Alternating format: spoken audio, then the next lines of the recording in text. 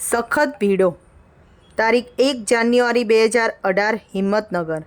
Walking વખતેના rest પિરિયડમાં અમૃતમુનિ સ્વામી કહે, સ્વામી, હું જ્યારે તિથલ વિસ્તારમાં વિચરણ કરતો ને આપ ત્યાં આવતા ત્યારે સૌને સહેજે એવું રહે કે જેટલી બને તેટલી વધુ પ્રતિષ્ઠા આપના હાથે થાય. તેથી એક અઠવાડિયામાં 10-12 કુટીર મંદિરોની પ્રતિષ્ઠા આપના હાથે ગોઠવતા, અને તે ગામો પણ સાવ અંતરિયાળ, જેમાં કોઈ જ વ્યવસ્થા ન મળે, અને પાછા મંદિરોએ ઝૂંપડા જેવા જ. તો પણ આપ ઉત્સાહથી આનંદથી તે દરેક ગામમાં આવતા. ખાવાનું વહેલું મોડું થાય, વ્યવસ્થા જળવાય ન જળવાય, પણ અમે જેમ કહેતા તેમ આપ વળતા.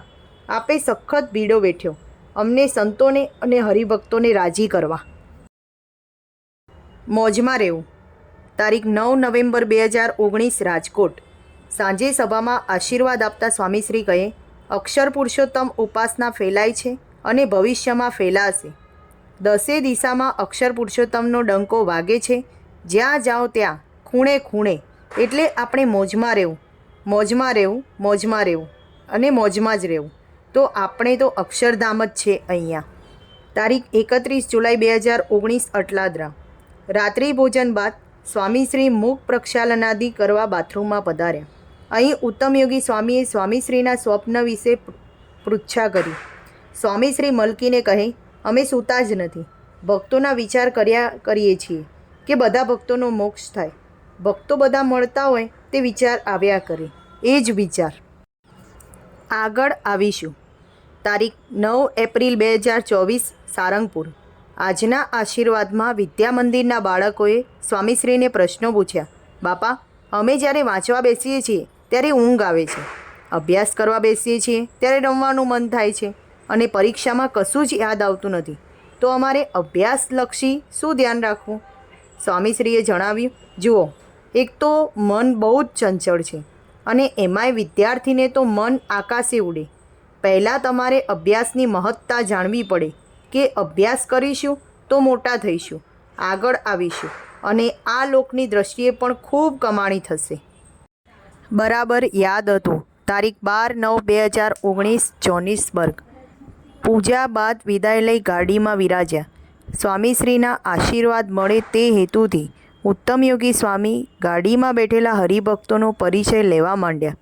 તે હરિભક્ત મેફેર મંડળના હતા. નામ હતું ભદ્રેશભાઈ મકવાણા.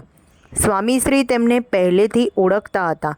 સ્મિત કરતા કહે, સંવાદમાં કૃષ્ણ બન્યા હતા. સેવકોને આશ્ચર્ય થયું. પૂછ્યું તો ભદ્રેશભાઈએ જણાવ્યું કે 1990માં યુવા અધિવેશનમાં એક સંવાદમાં તે કૃષ્ણ બન્યા હતા. સ્વામીશ્રીને તે બરાબર યાદ હતું. ત્યાર પછી જ્યારે જ્યારે મળવાનું થતું ત્યારે સ્વામીશ્રી સુદર્શન ચક્રની મુદ્રા કરીને તેમને સ્મૃતિ આપતા હતા. સ્વભાવ વિજય. તારીખ 12 નવેમ્બર 2019 બોચાસણ. બપોરે ભોજન દરમિયાન જ્ઞાનપ્રિય સ્વામીએ એક પ્રસંગ યાદ કરતાં કહ્યું, સ્વામી, ગયા વર્ષની જ વાત છે. હું તિથલ આપનો લાભ લેવા આવ્યો હતો. આપ સાવ સાદું અને મોડું જમો ને સામે અમને સંતોને સારો પ્રસાદ વહેંચો.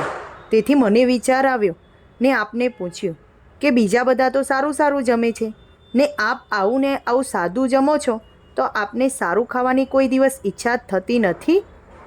તો આપે કહ્યું, ના, મને કોઈ દિવસ ઈચ્છા અને ઈર્ષ્યા થતી જ નથી. કેવી અલૌકિક સ્થિતિ!